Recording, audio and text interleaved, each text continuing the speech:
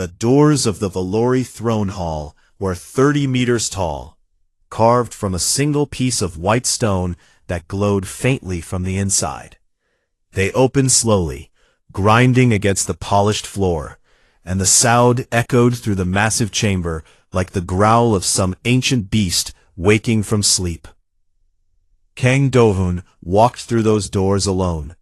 Behind him, Captain Jinho and 4 other human soldiers waited at the entrance. Protocol said only the champion could approach the throne. Do-hun had argued against it. He did not like walking into a room full of people who had been trying to kill him 6 weeks ago. But rules were rules, and the Valori took their ancient customs very seriously. The hall was enormous. Pillars of dark crystal lined both sides, reaching up into a ceiling so high it disappeared into shadow. Thousands of Valori nobles filled the viewing platforms, tall, silver-skinned beings with sharp features and glowing markings that ran along their arms and necks like rivers of soft light. They watched Do-hun with cold, unblinking eyes. He was still wearing his combat armor. It was dented and scratched and burned in places. He had not changed out of it on purpose. Let them see what their war had cost. At the far end of the hall, Emperor Taesun sat on a throne made of floating crystal shards that turned slowly in the air around him. He was old, even by Valori standards. His markings were bright and sharp, and his eyes were the color of frozen metal. He looked at Do-hun the way a man looks at a stain on his floor. "Human," the Emperor said, his voice filling the hall without effort. "You have earned the right granted by the Accord of Ashes. As the champion of your kind, you may claim the prize of Accord, a bond of blood and name with the royal house of Valori. This is our law.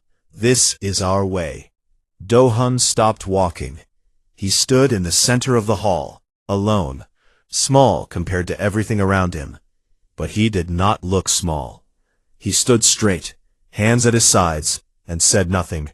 He only nodded once. The Emperor raised one long hand, and from a side passage they came. The 7 princesses of the Valori Empire walked out in a single line, oldest to youngest. Each one was tall and perfect, their silver skin glowing softly, their markings bright and elaborate. They wore gowns made of living crystal that shifted color with every step. The nobles in the galleries whispered in admiration. The first was Princess Nari. She was the eldest and the most famous. Her markings were the brightest in the royal family, deep blue lines that pulsed with light, running from her temples down to her fingertips. She walked with the confidence of someone who had never been told no. Her eyes found Do-hun immediately, and she smiled, not warmly, but like someone who had already won. Behind her came the second princess, then the third, then the fourth. Each one was beautiful and proud. Each one looked at Do-hun with either curiosity or barely hidden disgust. The 5th and 6th princesses followed. They were younger, more nervous, but still radiant. And then, at the very end, came the 7th, Princess Yuna. She was shorter than her sisters. Her silver skin was paler, almost white, and her markings, the thing every Valori was judged by, were faded. They were barely visible, like old writing on a page that had been left in the sun too long. By Valori standards, this meant weak blood. It meant she was less. She wore no crystal gown. Her dress was simple, dark fabric with no decoration. Her hair, white like all Valori, was pulled back plainly. She walked with her eyes on the floor. And when she reached the end of the line, she stood slightly apart from her sisters, as if she did not want to be seen next to them. No one in the gallery whispered when she appeared. No one looked at her at all. The 7 princesses stood in a line before the human soldier. The hall was silent. Do-hun began to walk. He moved slowly along the line. He looked at each princess as he passed. Nari met his eyes boldly. The 2nd princess lifted her chin. The 3rd looked away. The 4th stared at him with open hostility. The 5th and 6th watched him nervously. He kept walking. He passed Nari. He passed the second, the third, the fourth, the fifth, the sixth. He stopped in front of Yuna. She did not look up. She probably thought he was simply reaching the end of the line and would turn back. Her hands were folded tightly in front of her, and Dohun noticed they were trembling. "I choose her," he said. His voice was calm and clear, and it carried through the entire hall. For one heartbeat, nothing happened. Then, everything happened at once. The galleries exploded with noise. Valori nobles rose to their feet shouting in disbelief. Several advisors near the throne stepped forward, their markings flashing in agitation. Princess Nari's perfect composure cracked. Her eyes went wide, then narrow, and her hands curled into fists at her sides. Emperor Taesun did not move. He stared at Dohun for a long time, his expression unreadable. Then he looked at Yuna, and something cold passed through his eyes.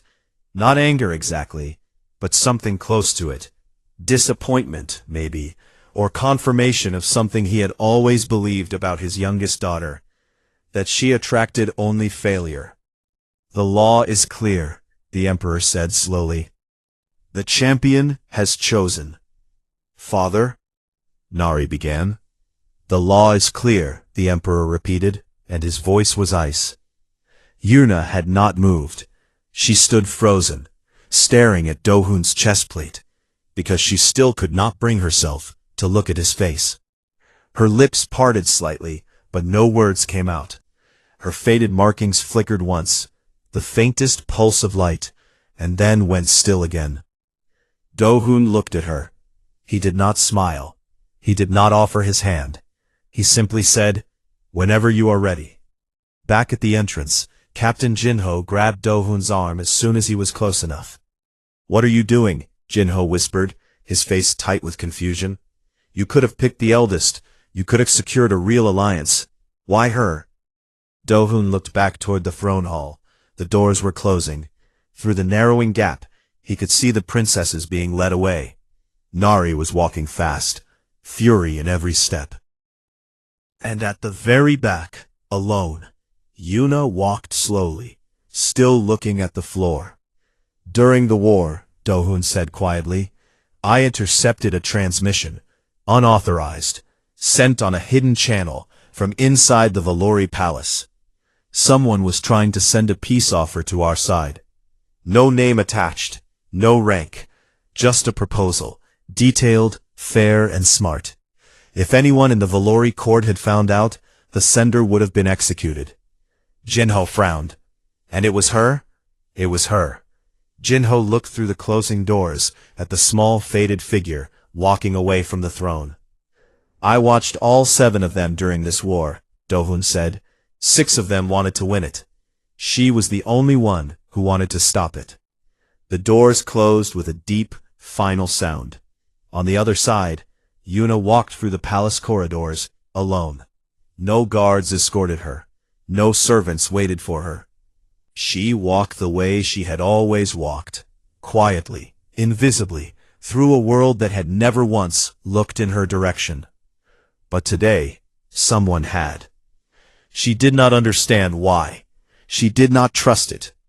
But for the first time in her life, when she reached her small room at the far end of the palace, she did not close the door right away. She stood in the doorway for a long moment, looking back down the empty corridor, as if waiting for something she could not yet name. Then she closed the door, sat on the edge of her bed, and pressed her trembling hands together until they were still. Tomorrow, she would leave this place. She did not know what waited for her out there, but she knew what waited for her here. Nothing. It had always been nothing. So when the morning came, she picked up the single bag she had packed and walked out without looking back. Not because she was brave, but because there was nothing behind her worth turning around for. And for the first time in her life, the Valori court watched her leave. The human ship was called the Haedong. It was not beautiful, It was a military vessel, angular, gray, and covered in repair patches from the war. Compared to the elegant Valori cruisers that moved like silver fish through space, the Hadon looked like a brick someone had thrown into the sky and forgotten about. Yuna stood in the corridor outside her assigned quarters, staring at the metal door. A human crew member had shown her the way and then left without saying much. The hallway was narrow, the lighting was flat and yellow, and the air smelled faintly of oil and recycled oxygen. She had never been on a human ship before. She had never been off her homeworld before. Everything was too small, too loud, too warm. The gravity felt slightly wrong. The floor vibrated under her feet from the engines below. She opened the door. The room was small but clean. A bed, a desk, a chair, a screen on the wall. There was a window, real glass, not a display, and through it she could see the curve of her homeworld below, blue and silver and impossibly far away already. She sat on the bed and folded her hands in her lap. She did not unpack. She did not move for a very long time. She was waiting for the real plan to reveal itself, because there had to be one. No one chose the seventh princess, the fated one, the forgotten one, without a reason. Maybe the human soldier wanted to insult her father. Maybe she was a hostage dressed up in polite language. Maybe he would come to her room tonight and make demands. She had prepared herself for all of these things. She had been preparing for cruelty her entire life. It was the only thing the Valori court had ever taught her well. But the first day passed, and nothing happened. The second day passed, nothing. On the third day, there was a knock at her door. She opened it and found Do-hoon standing in the hallway. He was out of his armor now, wearing a simple dark uniform. Without the armor, he looked younger than she expected. He was not tall by Valori standards. Most humans were not. But he stood in a way that made his height irrelevant. Straight back, steady eyes, calm hands. "I wanted to check if you needed anything," he said. His voice was quiet and direct. No decoration, no hidden meaning. At least none she could detect. "I am fine," she said. "The food dispensers are set to Valori nutrition profiles. If something is wrong with the settings, you can tell me or any crew member." "Thank you." There was a pause. Do-hoon looked at her, and she looked at a point somewhere past his shoulder. "You can move freely on the ship," he said. "The library, the observation deck, the common areas. You are not a prisoner." She almost laughed at that. Almost. Instead, she nodded once and said, "I understand." He left. Yuna closed the door and stood behind it, thinking. He had said she was not a prisoner, but people who were not prisoners did not need to be told they were not prisoners. She decided to test it. Over the next few days, she began to walk through the ship.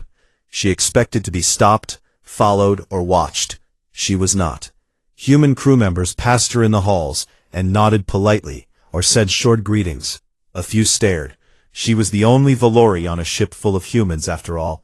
But no one blocked her path. No one questioned her. She found the library on the fourth deck. It was a small room filled with digital readers and a few physical books, actual paper books, which surprised her. She had read that humans still made these, but she had never held one. She picked one up carefully and turned the pages. The smell was strange and warm. She started spending her days there. It was in the library that Do-hoon found her again, a week after she had boarded. He walked in, saw her sitting in the corner with a reader in her hands, and stopped. "What are you reading?" he asked. She turned the screen toward him. It was a Valori historical text, one she had brought with her on a data chip. "The Treaty of Nine Silences," she said. It was an agreement between the Valori and the Koran hegemony 300 years ago. Most people have forgotten it. "Why are you reading it?" She hesitated. No one had ever asked her that before. No one had ever been curious about what she read, or why. "Because everyone forgot it," she said. and forgotten treaties are where most wars begin. Do-hoon looked at her for a long moment. Then he pulled out a chair and sat down across from her. "Tell me about it," he said. She blinked. "Tell me about it. I want to understand." So she did. She talked for 2 hours. She explained the history of the treaty, the political pressures that created it, the clauses that were deliberately left vague, and the way those vague clauses had been exploited decades later to justify 3 separate military conflicts. Do-hoon listened without interrupting. He asked questions, good questions, the kind that showed he was actually thinking about what she was saying. When she finished, he leaned back in his chair and said, "You should be advising governments." She looked away. "My father did not think so." "Your father," Do-hoon said calmly, "sent 6 armies against us and lost all of them. I am not sure his judgment is the standard we should be using." Yuna stared at him. For a moment, something flickered across her face. Surprise maybe, or the beginning of a smile that she did not let reach her mouth. Then she looked down at her reader again. "You are strange," she said softly, "for a soldier. You are strange for a princess." "I am not a princess. Not really. I never was." Do-hoon shrugged. "Then you are strange for a person who is not a princess. That works too." That night, alone in her quarters, Yuna received a message. It came through a private Valori channel, encrypted, untraceable, but she recognized the signature. It was from Nari. The message was short. "Do not fool yourself, little sister. You are a trophy on his shelf. When the humans are done playing their game, they will throw you away the same way we did. You are still nothing. You will always be nothing." Yuna read the message 3 times. Each time it hurt less. Not because the words lost their sharpness, but because she had heard them so many times before that the wound was already old. Nari was not telling her anything new. She was just reminding her of the voice that had lived inside Yuna's head for as long as she could remember. She deleted the message and sat in the dark, staring out the window at the stars. An hour later, there was a knock on her door. She opened it. Do-hoon stood there again, a data tablet in his hand. "I have been looking at the current peace terms," he said. "There are 4 clauses that do not make sense to me. I think they were written to sound fair, but actually give the Valori side too much room to reinterpret later. Same trick you described in the Treaty of 9 Silences." He held out the tablet. "I need someone who understands Valori legal language better than I do. Would you help me?" Yuna looked at the tablet. Then she looked at him. Nari's voice was still echoing in her head. "You are still nothing." But here was a man standing at her door at 10 o'clock at night, not because he wanted something from her body or her bloodline, but because he wanted something from her mind. Because he thought her mind was worth something. She took the tablet. "Come in," she said, and stepped aside to let him through. They worked until 3 in the morning. By the time Do-hoon left, they had rewritten 2 of the 4 clauses and flagged the other 2 for negotiation. Yuna's edits were sharp, precise, and quietly brilliant. Do-hoon paused at the door on his way out. "Thank you," he said. "That was the most useful conversation I have had since the war ended." After he left, Yuna sat down at her desk and looked at her reflection in the dark screen. Her faded markings stared back at her. Pale, dim, barely there. The sign of weak blood. The mark of someone who did not matter. She touched the screen gently, tracing the lines on her own face. Then she picked up the tablet and started reading again. Not because someone told her to, but because someone had finally asked. Gum-Ho Station hung in the dark between 2 star systems like a silver coin balanced on nothing. It was neutral ground, owned by no empire, governed by a council of minor species who had survived the galaxy's wars by refusing to take sides. It was the kind of place where enemies shook hands in the morning and planned betrayals in the evening. The diplomatic summit had drawn delegations from 11 species. The largest halls were given to the humans and the Valori, who sat on opposite sides of a long curved table made from black stone. Advisors, translators, military attachés, and political officers filled the seats behind them. The air was thick with tension, and the smell of alien perfumes that did not mix well together. Dohun sat at the center of the human delegation. He wore a clean uniform now, pressed and formal, though he still looked like a soldier pretending to be a diplomat. Captain Jinho sat to his right, scanning the room with the cautious eyes of a man who trusted nothing that did not have a serial number. And to Dohun's left sat Yuna. She had not wanted to sit there. She had suggested sitting in the back, with the support staff. Dohun had refused. "You know more about Valori law than anyone at this table," he had told her that morning. "If you sit in the back, I lose my best advantage." So she sat at the front, in plain view of the entire Valori delegation, and every single one of them noticed. The whispers started immediately. The fated princess, sitting beside the human champion, not behind him, not in a corner, beside him, as if she belonged there. Advisor Wanjin, seated 3 rows behind the Valori lead negotiator, watched Yuna with sharp, unblinking eyes. He was a thin man with bright orange markings that pulsed steadily, like a heartbeat made visible. He had outlasted 6 political rivals by being smarter and more patient than all of them. And right now, he was looking at a problem. The negotiations began badly for the Valori. The human legal team had come prepared with detailed knowledge of old treaties, historical precedents, and legal loopholes that the Valori had used for centuries. Every time a Valori negotiator tried to insert vague language into a clause, the humans caught it. Every time they tried to reference an old agreement that favored their side, the humans countered with an older one that did not. By the second day, the Valori delegation was frustrated. By the third day, they were angry, and by the fourth day, they had figured out where the humans were getting their knowledge. It was Yuna. She sat beside Dohun, quiet and still, but every time a difficult point came up, Dohun would lean toward her, and she would whisper something. Then he would speak, and his words would cut through the Valori argument like a blade through silk. She was feeding him centuries of institutional knowledge, the kind of deep, archival understanding that took a lifetime to build. And she had built it alone, in a forgotten corner of the Imperial Library, while her sisters attended balls and commanded fleets.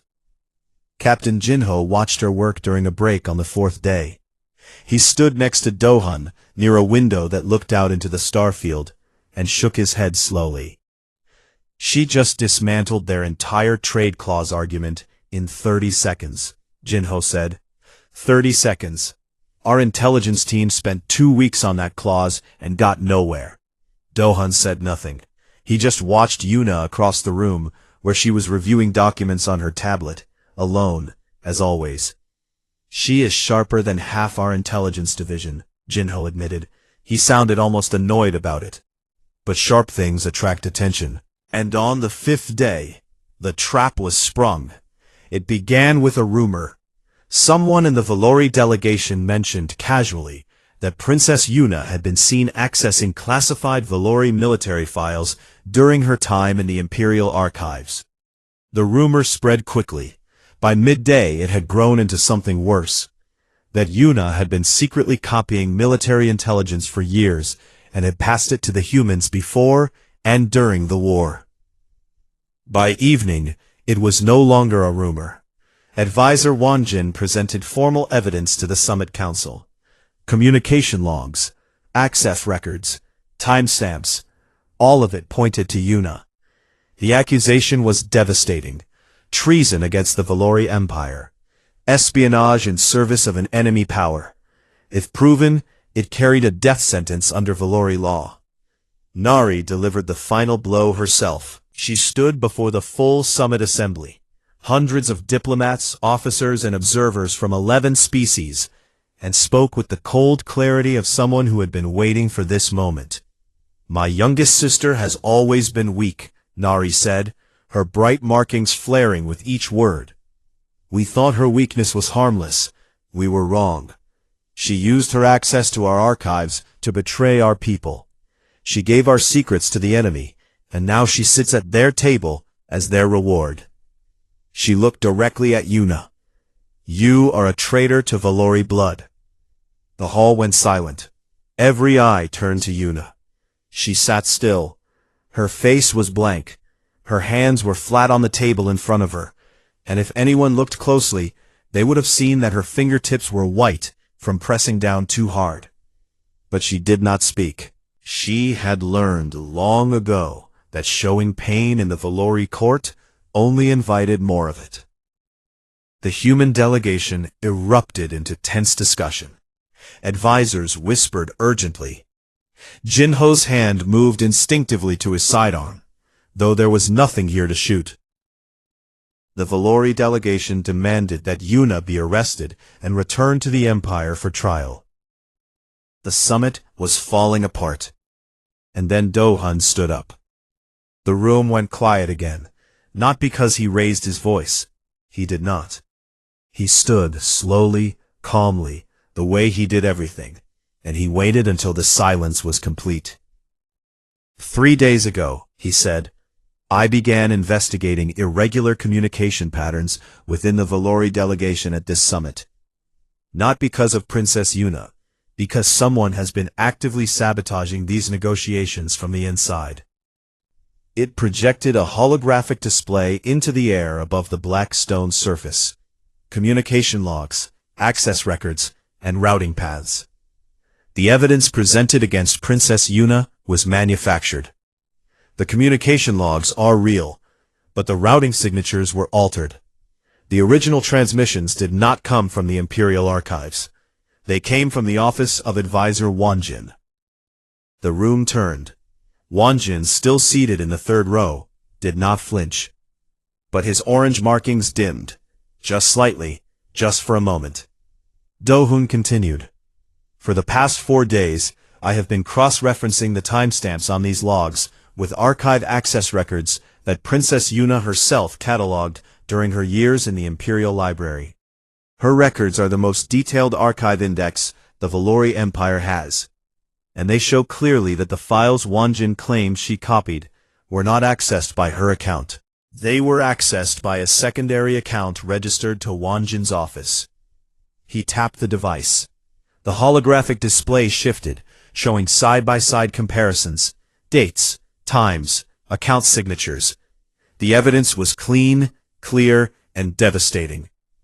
Advisor Wanjin has been leaking selective intelligence to third parties, not to humans but to the Karun hegemony, to destabilize these peace talks and ensure the war continues. He framed Princess Yuna because she was an easy target, because no one in the Valori court would question an accusation against the daughter they had already decided was worthless. The silence that followed was the heaviest thing in the room. Wanjin stood. He looked around the hall, calculating, searching for an exit, political or physical. He found neither. 2 Valori security officers moved toward him. He did not resist. But as he was escorted out, he passed Yuna's seat and paused.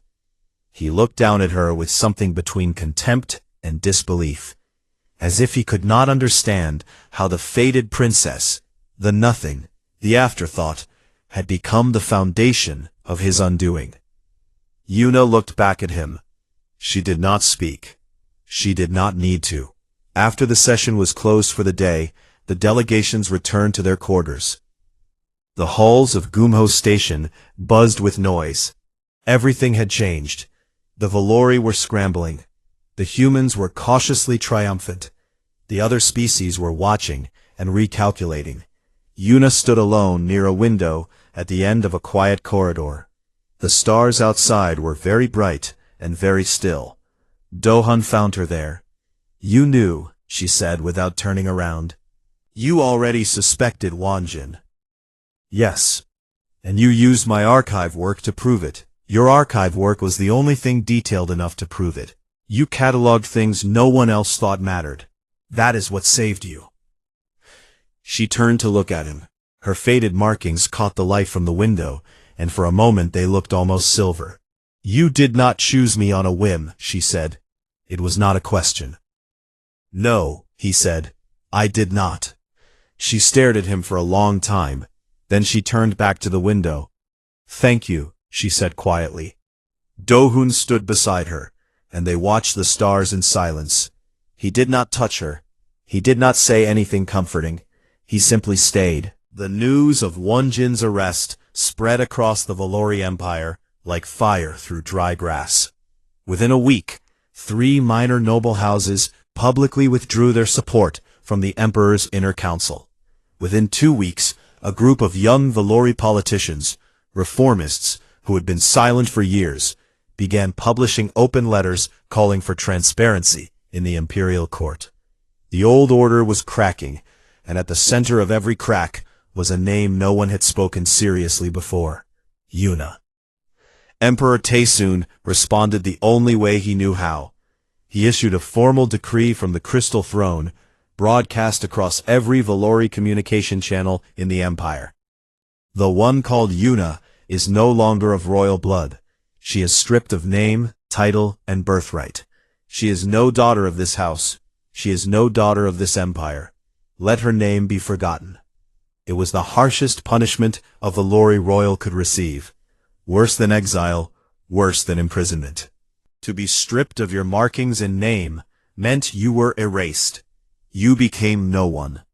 In Valori culture, it was a kind of death. The Emperor expected it to destroy her. He was wrong. The decree reached Yuna on the Haedong, where she was sitting in the library, reviewing treaty documents. Do-hoon was with her. So was Captain Jinho, who had started joining their evening sessions, partly out of professional interest, partly because he had developed a grudging respect for the quiet Valori woman who consistently outthought everyone in the room. Yuna read the decree on her tablet. Her face did not change. She set the tablet down, folded her hands, and sat very still for a moment. "Are you all right?" Jinho asked, surprising himself with the question. "Yes," she said. Then, after a pause, "He took away a title I was never allowed to use. He removed me from a family that never included me. He erased a name that no one spoke." "What exactly did he take?" Jinho looked at Do-hoon. Do-hoon looked at Yuna. And for the first time since she had boarded the ship, she was not looking at the floor, or the wall, or the space past someone's shoulder. She was looking straight ahead, and her eyes were clear. "I think," Do-hoon said quietly, "he just set you free." And he was right. Without the invisible chains of a royal title she had never truly held, Yuna stepped into a role that fit her perfectly. Not princess, not trophy, not symbol, but advisor. She began working openly with the human diplomatic team, and the difference was immediate. She rewrote the trade clauses to be fair for both sides, something no one else had bothered to try, because both sides had been too busy trying to cheat the other. She identified 3 hidden provisions in the Valori draft that would have allowed the Empire to rebuild its military fleet under the cover of civilian research. She proposed a cultural exchange program that would bring human scholars to Valori universities and Valori historians to Earth. The human delegation was impressed. The Valori reformists were inspired, and the old guard of the Valori Empire was terrified. Because Yuna was doing something none of them had ever imagined the fated princess could do. She was being useful. She was being brilliant. And people were listening.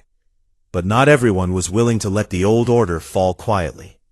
Princess Nari had been watching from the shadows. The eldest princess had always been the heir apparent, powerful, connected, and ruthless in her pursuit of the throne. Wonjin's arrest had weakened her network, but not her ambition. She still had options, and she chose the most dangerous one. Nari sent a secret envoy to the Karun hegemony, the same faction Wonjin had been secretly dealing with. The Karun were a militaristic empire on the far side of the sector, old enemies of both humanity and the Valori. Nari offered them something they had wanted for decades, a royal marriage alliance. She would bind herself to the Karun ruling house, and in return, the Karun would back her claim to the Valori throne. If the alliance went through, it would change everything. The Karun would gain a foothold inside the Valori Empire. Nari would gain an army, and the fragile peace between humans and Valori would collapse overnight, because no human government would accept a Valori-Karun military partnership on their border. Dohan learned about it through human intelligence networks. He brought the information to Yuna late one night, in the small conference room they had turned into their unofficial office. If Nari marries into the Koran ruling house, the peace treaty dies, he said. And the next war will be worse than the last one. Yuna read the intelligence report carefully. She read it twice. Then she set it down and closed her eyes. There is a way to stop it, she said. Tell me. There is an old Valori law called the right of witness. It allows any member of the royal bloodline, even a disowned one, to challenge a political marriage if they can prove it poses a direct threat to the survival of the empire. The law is older than the empire itself. It comes from the first Valori tribal codes, before we ever left our homeworld. Will it work? My father's decree stripped me of my title, but Valori blood law and political law are separate systems. He removed my name from the political registry, but he cannot remove my blood. I am still biologically a daughter of the royal house, and the right of witness is a blood law. It still applies to me. Dohan leaned forward. How do we use it?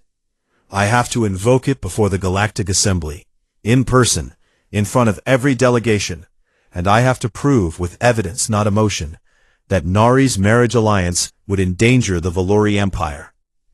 Can you do that? She looked at him. I have spent my entire life in the archives, studying exactly this kind of situation. Every treaty, every alliance, every marriage pact that led to war. Yes, I can do it. The session was held 3 days later. The Galactic Assembly Chamber was the largest room on Gumho Station, a vast circular hall with rising tiers of seats that surrounded a central platform. Every major and minor species had a delegation present. The chamber was full. Nari was there, seated with the Karun envoy, a broad, armored figure with dark red skin and 4 eyes that moved independently. She looked confident. She looked like victory. Then the doors opened, and Yuna walked in. She walked alone. No escort, no guards, no delegation behind her. She wore a simple dark dress, the same kind she had always worn. Her faded markings were visible on her arms and neck, pale against her silver skin. She carried nothing except a single data tablet. Nari's expression flickered, just for a moment. Yuna stepped onto the central platform and spoke. I invoke the right of witness under the blood laws of the Valori founding codes. I challenge the proposed marriage alliance between Princess Nari of the Valori Empire and the ruling house of the Karun hegemony on the grounds that it constitutes a direct and provable threat to the survival of the Valori state. The Valori delegation looked confused. Most of them had never heard of this law. The human delegation sat very still. Dohan watched from his seat, his face calm, his hands steady. Yuna began her argument. She did not raise her voice. She did not make emotional appeals. She presented facts. She showed historical data, every Koran alliance in the last 500 years, and how each one had ended. She demonstrated the military buildup patterns that followed Koran marriage pacts. She cited 3 separate treaties that the Koran had violated within a decade of signing. She mapped out the strategic position the Koran would gain inside Valori territory, and showed how it would destabilize, not just the Valori Empire, but every neighboring system. She spoke for 40 minutes. When she finished, the chamber was silent. The Koran envoy looked at Nari. Nari looked at the assembly. The assembly looked at each other. The vote was not close. The Korun envoy left the chamber without speaking.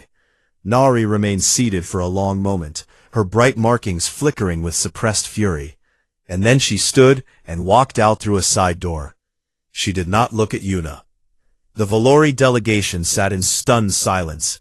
The fated princess, the erased daughter, the one with weak blood, had just single-handedly prevented a catastrophic alliance that their own court had failed to see coming. That evening, Do-hun found Yuna on the observation deck. She was standing at the glass, looking out at the stars, her arms crossed over her chest, as if she was cold. "You were brilliant today," he said. "I was scared today," she said. "But I suppose those two things are not always different." Do-hun stood beside her. The silence between them was comfortable now, a familiar space they had built over weeks of late-night work sessions and quiet conversations. "There is something I never told you," he said. "About why I chose you." She turned to look at him. "During the war, I intercepted a transmission from inside the Valori Palace. It was an unauthorized peace proposal, sent on a hidden channel to the human side. No name, no rank. Just a detailed plan for ending the war fairly. If anyone in the Valori court had discovered it, the sender would have been executed." Yuna's breath caught. Her eyes widened. She had sent that transmission 2 years ago, alone in the archive room at 3 a.m, with shaking hands and a racing heart, knowing that if she was caught, she would die. "That was you," Do-hun said. "I spent months trying to figure out who sent it. When I finally traced it back, I found a 7th princess with faded markings, who spent her days in a forgotten library, and I thought, that is the bravest person in this entire empire." He looked at her steadily. "You were the only one who wanted peace. That is why I chose you. Not to insult your father, not to play politics, because you were the only one brave enough to try to stop the killing. And you did it, knowing no one would ever thank you for it." Yuna stared at him. Her faded markings flickered once, a faint pulse of light, like a heartbeat. "No one was supposed to find that transmission," she whispered. "I know," he said. "That is what made it real." She did not look away this time. For the first time since he had met her, she held his gaze without flinching, without lowering her eyes, without turning to the side. And in that look, there was something that had been growing quietly for weeks. Not gratitude, not dependence, but recognition. The same kind he had given her on the day he chose her. She saw him, and he saw her. 1 year later, the galaxy looked different. It was not a dramatic difference, not the kind you could see from space or read in a single headline. It was the kind of change that happened slowly, in small rooms, through long conversations, through people who were tired of war, deciding that maybe they could try something else instead. The treaty was called the Accord of Two Fires. It was named after an old Valori saying that when two flames burn side by side, they do not fight for fuel. They simply make the room brighter. The signing ceremony was held on Gumho Station, in the same assembly chamber where Yuna had once stood alone and challenged an empire. But the room felt different now. The tension that had filled it a year ago had been replaced by something cautious and fragile. Not quite trust, but the beginning of it. The first careful step onto a bridge that had not been tested yet. Delegations from 23 species filled the tiered seats. Human officers in dark uniforms sat across from Valori nobles in crystal-threaded robes. Between them, representatives from smaller nations, species that had spent decades caught between the two powers, sat with careful hope on their faces. Yuna stood near the front of the chamber, but not with the Valori delegation. She could not. She had been officially erased from the royal registry. She was no longer a princess, no longer a citizen of the empire in any legal sense. But she was something else now. Over the past year, a coalition of Valori reformists had formed around her. They called themselves the pale circle, named after Yuna's faded markings, the very thing that had marked her as lesser for her entire life. It had started with a handful of young politicians and minor house leaders who had been inspired by what she did at the summit. Within months, it had grown into a movement. They were not revolutionaries. They did not want to overthrow the emperor or burn the old system to the ground. They wanted what Yuna had always wanted: fairness, transparency, a system where your value was determined by what you did, not by how brightly your skin glowed. Yuna represented the pale circle at the signing. She stood at the treaty table in a simple gray dress with silver threading at the cuffs, a gift from the coalition. Her faded markings were visible and uncovered. She did not hide them anymore. Across the table, Emperor Taesun sat with his personal guard and a reduced delegation. The past year had not been kind to him. The exposure of Wanjin's treachery, the failure of Nari's Koran alliance, and the rise of the Pale Circle had all weakened his grip on power. He was still emperor, but the title felt thinner now, like a coat that no longer fit. He had not spoken to Yuna since the day she left the palace. He had not acknowledged her existence since the decree that erased her name. When she entered the chamber today, his eyes moved to her and then moved away, as if she was a piece of furniture he did not recognize. But as the ceremony began and the delegations took their seats, something small happened. Yuna walked past the emperor's position on her way to the treaty table. She did not stop. She did not speak to him. She simply walked by, the way she had walked past him 1,000 times in the palace. Invisible, unnoticed, a shadow in his peripheral vision. But this time, he moved. It was barely anything. A shift of his head. A single, slow nod, so slight that most people in the chamber did not see it. It was not approval. It was not love. It was not an apology. It was simply acknowledgement. After a lifetime of pretending she did not exist, Emperor Taesun looked at his youngest daughter and for one brief moment admitted that she was there. Yuna saw it. She did not react, but her hands, hidden at her sides, trembled once, and then were still.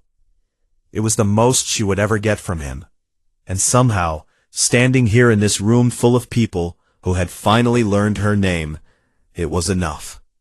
Not because it healed anything, but because she no longer needed it to. Captain Jinho found Do-hun before the ceremony began. They stood near a side corridor, away from the crowd. "Big day," Jinho said. "Yes." "Nervous?" "No." Jinho smiled. "Liar." He paused, then reached into his pocket and pulled out a small metal pin, a miniature version of the Haedong's hull insignia. "For your collar, since you insist on wearing military dress to your own bonding ceremony." Do-hun took the pin and turned it over in his fingers. "It is not just a bonding ceremony. It is a treaty signing. It is both, and you know it. Stop pretending you are only here for politics." Do-hun almost smiled. He put the pin on his collar. The bonding ceremony had been held that morning, in a small private room with only a handful of people present. It was a hybrid ritual, part human, part Valori, part something entirely new that they had invented together. There were no elaborate gowns or living crystal. Yuna wore white, simple and clean. Do-hun wore his dress uniform with Jinho's pin on his collar. A human chaplain and a Valori elder, one of the Pale Circle's founding members, performed the ceremony together, alternating between human vows and Valori bonding words. The Valori tradition required the exchange of light. In a normal bonding, both partners would press their palms together, and their markings would glow in unison, a symbol of shared strength. But Yuna's markings were faded. They had always been faded.